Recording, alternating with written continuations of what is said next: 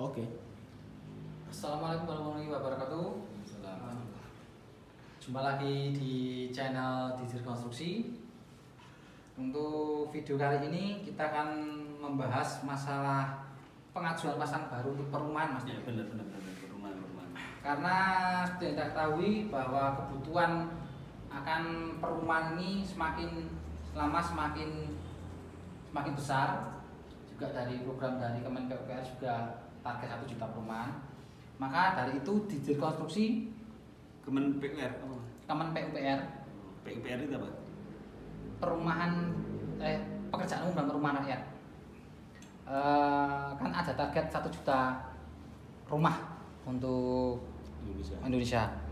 Karena itu dari Digital Konstruksi kita bisa membantu para kontraktor atau bahkan developer untuk membuat atau membangun perumahan, baik itu sipilnya, bangunan sipil rumahnya ataupun hanya jaringan listriknya. Tapi pada kali ini kita akan bahas untuk jaringan listriknya dulu. Untuk jaringan listrik pada perumahan, Mas Dakir, itu ada beberapa kondisi khusus. Kondisi khusus di sini berupa syarat-syaratnya. Syarat untuk mengajukan pasang baru untuk perumahan, yang pertama itu bersifat kolektif. Kolektif itu jadi satu perumahan itu misal ada 20 unit, itu harus diajukan secara bersamaan 20 unit. Gitu. Pengajuannya nggak boleh satu-satu, harus 20 itu diajukan secara bersamaan. Nah, itu nanti baru disurvei. Itu nanti bangunannya belum ada pun bisa di ACC. Oh, gitu. Itu loh. Jadi enaknya kalau di perumahan biarpun belum ada bangunannya, itu masih berupa lahan kosong, itu masih bisa di ACC. Yang ACC? Yang ACC dari pihak PLN. Oh.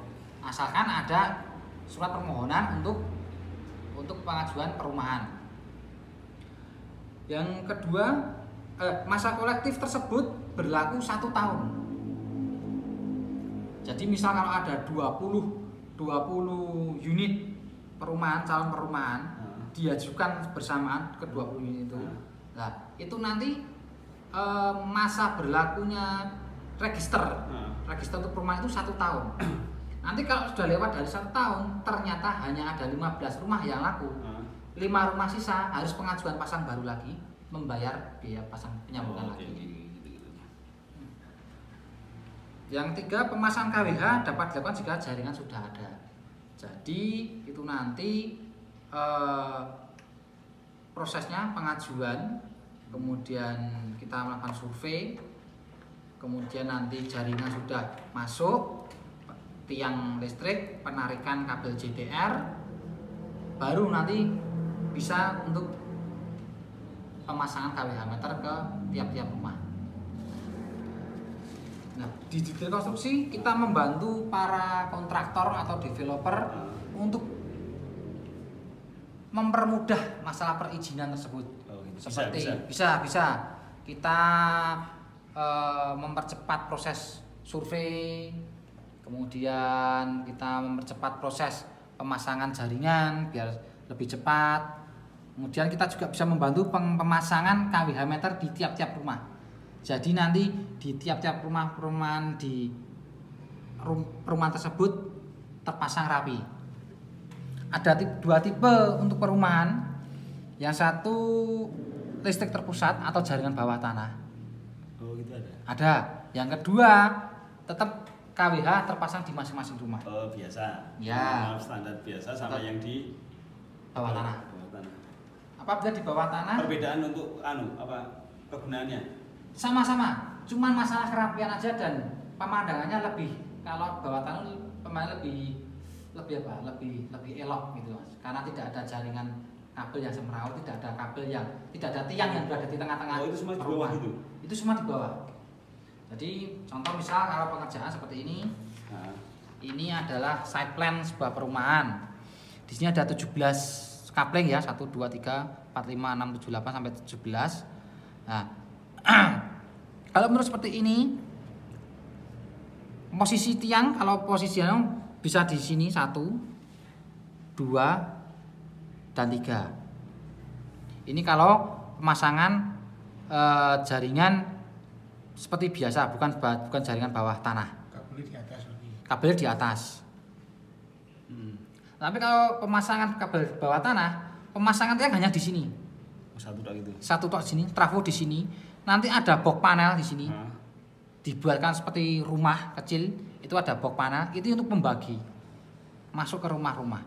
Nanti box panel pertama di sini, 1, box panel kedua di sini, 2.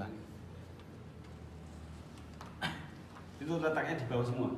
Itu nanti dibikin selokan, Pak. Oh. Dibikin selokan. Dibikin selokan untuk tempat kabelnya itu. Bukan beda dengan selokan yang untuk saluran sanitasi, beda. Nanti selokan khusus sendiri, jadi kabel tidak terendam oleh air. Takutnya nanti kalau terendam air nanti kesetrum berjamaah nanti. Kemudian untuk perlakuan khusus selanjutnya di jaringan perumahan, tetap semuanya ada survei lokasi. Apakah lokasi perumahan tersebut dekat dengan jaringan JTM 1 pas atau paling tidak JTM 3 pas. Itu masih bisa, itu bisa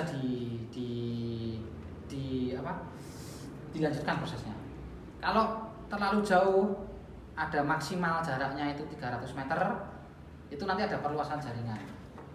Lah biasanya ini nun sewu, maaf untuk kalau lokasi-lokasi yang jauh dari jaringan, kebanyakan kalau perumahan ya di desa-desa lah, itu nanti ada biaya operasional untuk jaringan. Karena ini jaringan yang ditanamkan itu sesuai dengan jumlah unitnya. Jadi misalnya kalau tempatnya pelosok tetapi perumahannya banyak 100 unit, ya dihitung bisa masuk untuk jaringan, biaya jaringan.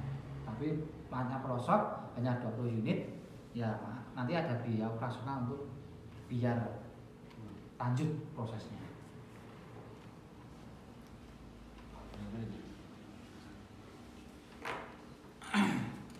Kemudian harga belum. Harga tetap sama.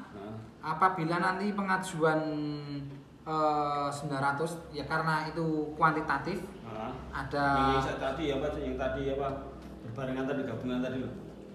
Langsung sekitar misal sekitar 20 unit. 20 unit itu berapa? 20 unit lah itu ada diskon.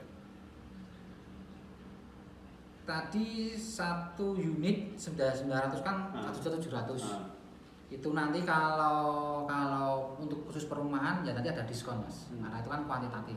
Diskonnya sekitar berapa? Sekitar Coba sedikit. 100.000. 100.000. Jadi Ya. 16. Ya, jadi 16. Oke. Kan 100.000 itu sudah hampir 10% kan, Mas. 5%, potongannya 5%. Potongannya 5%. Dan biasanya di perumahan itu selain proses pasang baru, kita juga pengerjaan instalasi juga. Maksudnya? Pengerjaan instalasi rumah untuk perumahan. Seperti ini contoh sederhana dengan luas bangunan 45 meter persegi. Tipe standar instalasi untuk perumahan ada sekitar 9 titik dengan 6 titik lampu, 1, 2, 3, 4, 5, 6. Per titik berapa? Per titik? 2 stop kontak dan 1 untuk box MCB. Nah, per titik tetap kita harga standar untuk instalasi, 1 titik jasa borongan untuk tenaga dan material 170.000. Oke. Enggak dimurahkan lagi, Mas.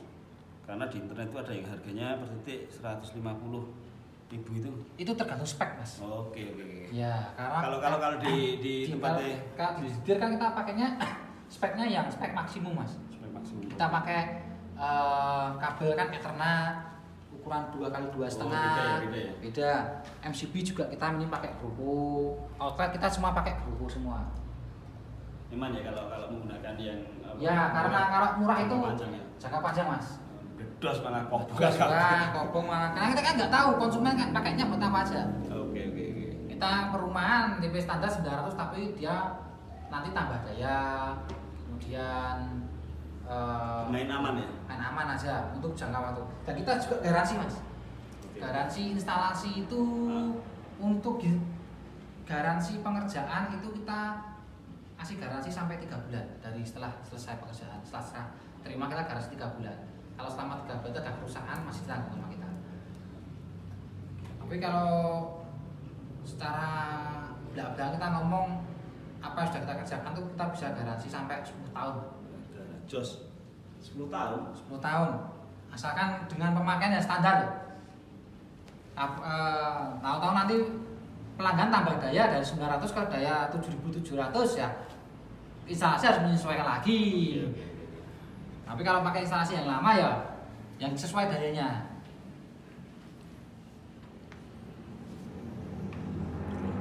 Kemudian biasanya kalau di perumahan dari developer hanya memberi paket setiap paket aja.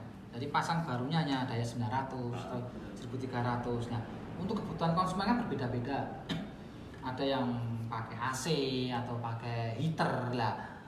Otomatis daya yang dibutuhkan juga harus menambah. Nah, kita juga melayani tambah daya. Tambah daya di sini tergantung itu di luar dari dulu sudah di luar di perumahan tadi ya. Di luar kontraktornya ya. Di luar kontraktornya. Jadi konsumennya membantu konsumen lagi. Membantu konsumen secara personal No. untuk tambah daya, untuk membantu pemasangan tambah daya kita juga melayani. Untuk biaya bisa kita perbandingkan dengan yang lain karena itu tadi ya, kembali tadi ya tergantung speknya tadi. Tergantung speknya dan tergantung mau tambah daya ke berapa. Kita juga melayani tambah daya dari meter pulsa ke meter biasa lagi bisa. Oh gitu bisa. Bisa. Jadi itu maksudnya? Jadi sekarang pasang baru kan meternya pulsa prepaid. Nah. Nanti kalau mau tambah daya ke meter jadi meter postpaid meter biasa bisa. Tetapi minimum daya 7700. Itu mas. Terus kita tambah daya dari meter biasa ke meter biasa bisa. Jadi meter tetap postpaid tapi tambah daya bukan ke prepaid tapi tetap meter biasa. Nah, nanti satu paket tambah daya itu sampai penggantian MCB ke sekring. Postpaid, prepaid itu apa? Prepaid itu meter prabayar, meter pulsa. Prepaid dulu. Nah, kalau postpaid itu meter pasca bayar, meter-meter yang lama itu. Kemudian kalau tambah daya kita nanti satu paket dengan penggantian MCB. Berapa menit?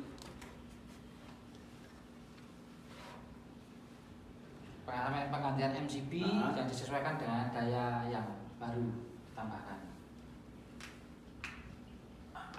Untuk perumahan apalagi? Cukup. Intinya sama diperuntukkan untuk developer, kontraktor sama pribadi gitu. Tadi bisa melayani. Jarak pengaruh enggak mas harganya mas? Pemasangan jarak pengaruh enggak? Jarak. Misal nih kita ada di Solo yang mau masang ada di Papua itu gimana? Oh bisa kita bisa main otomatis dengan harga yang disesuaikan oleh kondisi dan jaraknya itu. Bisa. Berarti hitungannya sendiri ya? Hitungannya ada sendiri. Bukan paket yang kita Bukan bicarakan paket tadi. ini. Udah cukup itu sudah luar biasa. Ya. Biasa di luar.